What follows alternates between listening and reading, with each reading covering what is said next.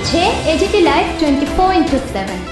ये है AGT Live 24/7। This is AGT Live 24/7।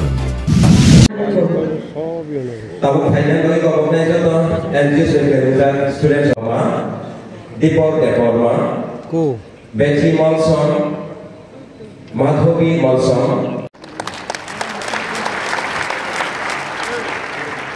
Hai koi ko boknai puila no khainya bagai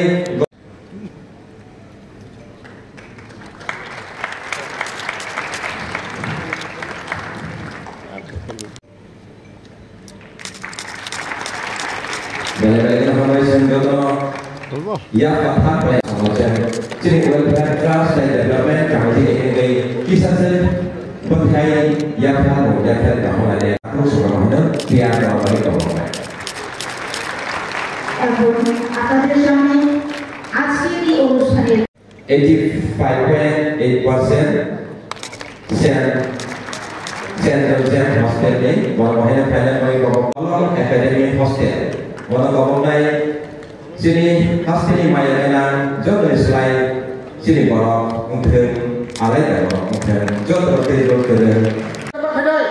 যারা চেরা doctor নয় ছাত্রছাত্রী তোমরা দেশ উপবিষদ সামচিনি ভাগে কাহাম খায় সামচিনি ভাগে হামিয়া খায় ধরো মা ছড়ায় ধরো লুগুই দেবো যিনি মুখ্যমন্ত্রী যেভাবে সামন্তান দেবো ধর্মনগর সাবরণ পুরা বড় ছাড়া ত্রিপুরার যে তর্কে হয়তো বলবই একদিন পুরো রেস্ট করে যিনি মুখ্যমন্ত্রী চিনি ভাবে খাইতো খাজানি রাখতে করতে আবার আছে মা বুঝি না সৌ বিনি লগিমা তো নয় বিনি ইয়াগো খরাজমা খাইনাই সৌ বন লগিমারে নাই কক সামনার ককরন মথাকা যতনা হামবাই বসকাও চিনি চারে খেলাই চিনি দফানা আতুকুরি উঠো চিনি দফানো দেব কুচু কলক খাইতো তো চিনি বাগে দেব kaham turun kaya sini tak pernah tiap link kaya menunggu mencari kopi satu itu hamba itu terlalu pelukan.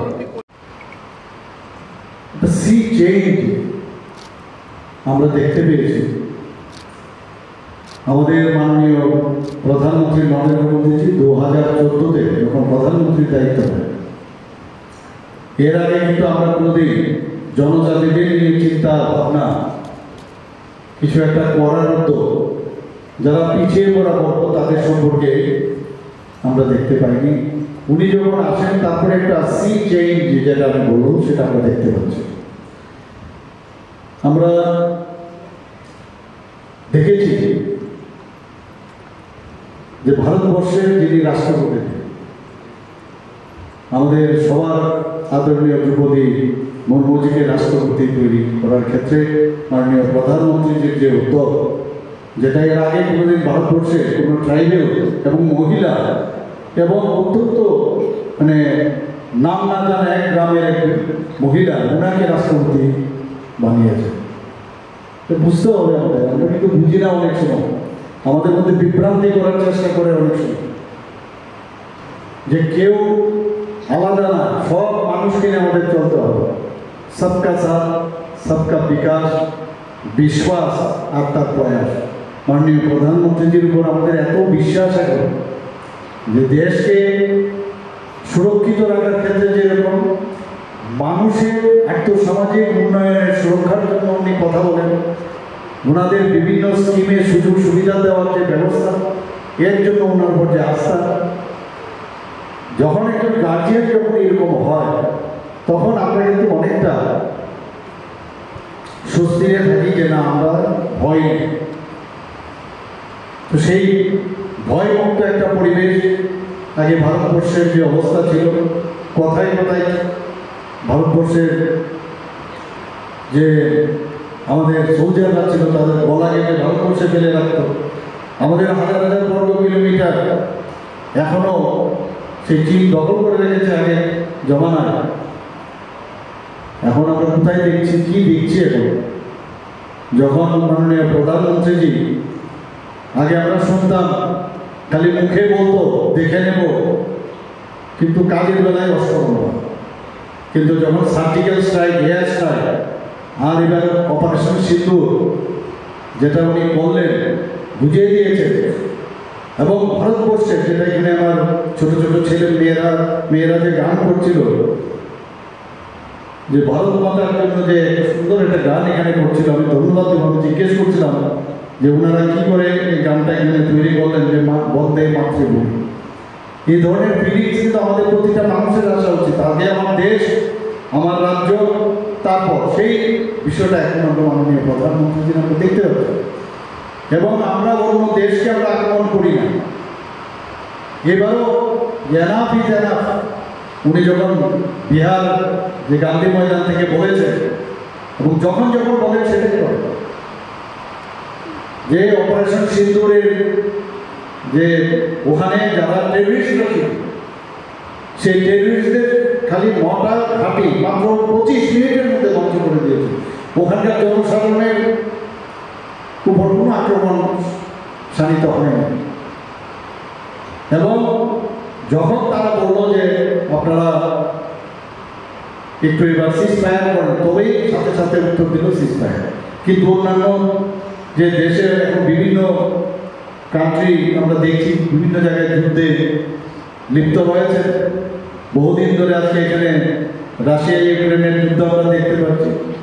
এবং রিসেন্টলি আমরা দেখলাম সেই ভিয়েতনামের সাথে আবার কম্বোডিয়ার সাথে থাইল্যান্ডের এখন যুদ্ধ আরম্ভ হয়ে গেছে। সমস্ত জায়গার মধ্যে আমরা দেখছি এই ধরনের যুদ্ধের এক বাতাবরণ। কিন্তু আমরা ভারতবর্ষ যুদ্ধ আমরা চাই না। যখন টিভির স্ক্রিনে আমরা দেখি কি অসহায় মানুষ, যুদ্ধের মাধ্যমে ভেস্টেড ইন্টারেস্টে এই ধরনের হয়, এবং একটা হিউম্যান রাইটসের যে বিষয় সেটাকে ধ্বংস করার সারা পৃথিবীর মধ্যে যে অবস্থা, সেটা কিন্তু এখন দেখতে পাচ্ছে যে ভারত যেভাবে চলছে একমাত্র সেইভাবে আমাদের সবার চলা উচিত। এবং সবাই ভারতের দিকে তাকিয়ে আছে কীভাবে ভারতবর্ষ এখান থেকে চলছে। আমরা বারবার বলি ভারত অনেক দেশ হয়েছে এবং সেগুলো কিন্তু নষ্ট হয়ে গেছে। আজকে গ্রিক দেশের কথাই বলি, আমরা ইজিপ্টের কথাই বলি, সেখানে খালি মিউজিয়ামে আছে, আর কিচ্ছু নেই, ওদের কৃষ্টি সংস্কৃতি সব শেষ। কিন্তু ভারতবর্ষ আমরা যেটাকে বলি যে সনাতন ভারত, অর্থাৎ তার কবে থেকে ভারতবর্ষ হয়েছে তা কেউ বলতে পারে না, বহু পুরনো, এবং এখনো কিন্তু সেটা চলছে। এতবার ভারত, এটা কিন্তু বুঝতে হবে আমাদের আগামী দিনের যারা প্রজন্ম ছেলে মেয়েরা, তাদের বুঝতে হবে যে ভারতকে 200 বছরের রাজত্ব করেছে এই ব্রিটিশ, এর আগে ওরা রাজত্ব করেছে, কত লোক এলো, কিন্তু ভারত ভারতের জায়গায় আছে। কেউ ভারতের কৃষ্টি সংস্কৃতিকে কিন্তু ধ্বংস করতে পারে না। আজকে এখানে আমাদের যারা ছোট ছোট ছেলে মেয়েরা আছেন, যারা স্টুডেন্ট, তাদের একটা কথাই বলবো যে পড়ার জ্ঞান অর্জনের কিন্তু শেষ নেই, অন্তহীন। You have to learn more. There is no end of it. যত বেশি আমরা জানবো তত বেশি আমরা নিজেদেরকে একটা সম্পূর্ণ মানুষ হিসাবে নিজেকে গড়ে তুলতে পারবো। অনেকে বিভ্রান্তি সৃষ্টি করার চেষ্টা করে নিজেদের মধ্যে। যদি if you are well educated, ভালো ডিগ্রি পেলে ওয়েল এডুকেটেড হয় না। সত্যিকারের অর্থে ফোকাস যদি করা যায় যে আমার কি কাজ, প্রতিদিন এই পৃথিবীতে, এই দেশে, আমাদের রাজ্যে প্রতি সেকেন্ডে একটা করে মানুষ এখানে আজকে এই পৃথিবীতে জন্মগ্রহণ করে, এবং একটা পারপাসে ভগবান গড ঈশ্বর একটা পারপাসে তাকে পাঠায়। এটা বুঝতে হবে আমাদের যে আমি কেন এখানে জন্মেছি। আমি খালি পড়াশোনা করলাম আর পরীক্ষায় পাস করলাম, এটা কিন্তু আসল জীবন নয়। যে আমার আরিমুন্না ছাড়া